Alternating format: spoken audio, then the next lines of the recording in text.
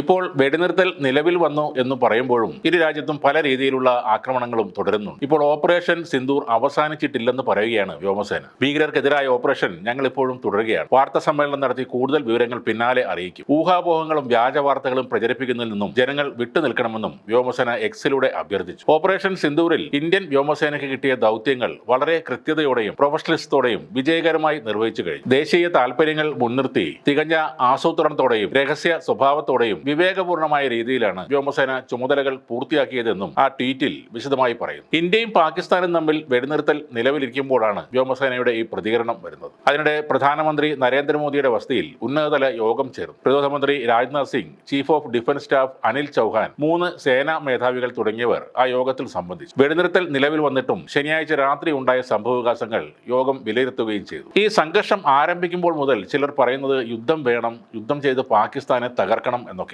പിന്നീട് ആക്രമണം ശക്തമായപ്പോൾ യുദ്ധം ഒന്നിനും പരിഹാരമല്ലെന്ന് പറഞ്ഞ് ചിലർ രംഗത്ത് വന്നിരുന്നു. ഇപ്പോൾ വെടിനിർത്തൽ നടപ്പിലായി എന്ന വാർത്ത വരുമ്പോൾ പാകിസ്ഥാനെ വിട്ടുകളയാൻ പാടില്ലായിരുന്നു, ഇതോടെ അവരുടെ അഹങ്കാരം തീർക്കണമായിരുന്നു എന്നൊക്കെയാണ് ഇവർ തന്നെ പറയുന്നത്. ചില മൗദൂദി അനുഭാവികൾ ഇപ്പോൾ ചോദിക്കുന്നത് പഹൽഗാമിൽ ആക്രമിക്കാൻ വന്നവർ ഇപ്പോൾ എവിടെയാണെന്ന്, അവർ ആരൊക്കെയാണെന്നാണ്. 26 നിരപരാധികളുടെ ജീവനെടുത്ത് കടന്നു കളഞ്ഞിട്ടും പ്രധാനമന്ത്രി നരേന്ദ്രമോദിയും ആഭ്യന്തരമന്ത്രി അമിത്ഷായും ഇപ്പോഴും അതേ സ്ഥാനങ്ങളിൽ തുടരുന്നത് ഈ രാജ്യത്തിന്റെ പ്രതിപക്ഷത്തിന്റെ കഴിവില്ലായ്മ കൊണ്ട് മാത്രമാണ് എന്നൊക്കെയാണ് അവരുടെ ആക്ഷേപങ്ങൾ. ഇന്ത്യ നടത്തിയ ഓപ്പറേഷൻ സിന്ദൂർ തീവ്രവാദികളിലെ 5 പ്രമുഖ വ്യക്തികളെ തീർത്തിട്ടുണ്ട്. കൊടും ഭീകരൻ മസൂദ് അസറിന്റെ 10 ബന്ധുക്കളെയും 4 അനുയായികളെയും ഇല്ലാതാക്കിയിട്ടുണ്ട്. പഹൽഗാമിൽ ആക്രമിക്കാൻ വരുന്നവർ ഈ നേതാക്കളുടെ വാക്കുകൾ കേട്ട് വരുന്നവരാണ്. പണത്തിനു വേണ്ടി ചാവേറായി വരുന്നവരുമുണ്ട്. അവരൊക്കെ സൈന്യം നടത്തിയ തിരിച്ചടിയിൽ തീർന്നിട്ടുമുണ്ടാകും. നമ്മുടെ രാജ്യത്തിലെ സുരക്ഷയ്ക്കായി അവസാനിപ്പിക്കേണ്ടത് തീവ്രവാദി നേതാക്കളെയാണ്. തീവ്രവാദം ചിന്തിക്കുന്ന ആ തലകളെയാണ് ഇല്ലാതാക്കേണ്ടത്. വാടകയ്ക്കെടുക്കുന്ന കൈകൾ കൊണ്ടാണ് പലപ്പോഴും ഇവർ ആക്രമണം നടത്തുന്നത്. എന്നാൽ ഈ തീവ്രവാദം ചിന്തിക്കുന്ന തലകൾ തന്നെയാണ് ഈ യുദ്ധത്തിൽ ഇന്ത്യ വെട്ടിയെടുത്തിരിക്കുന്നത്. ഇനിയൊരു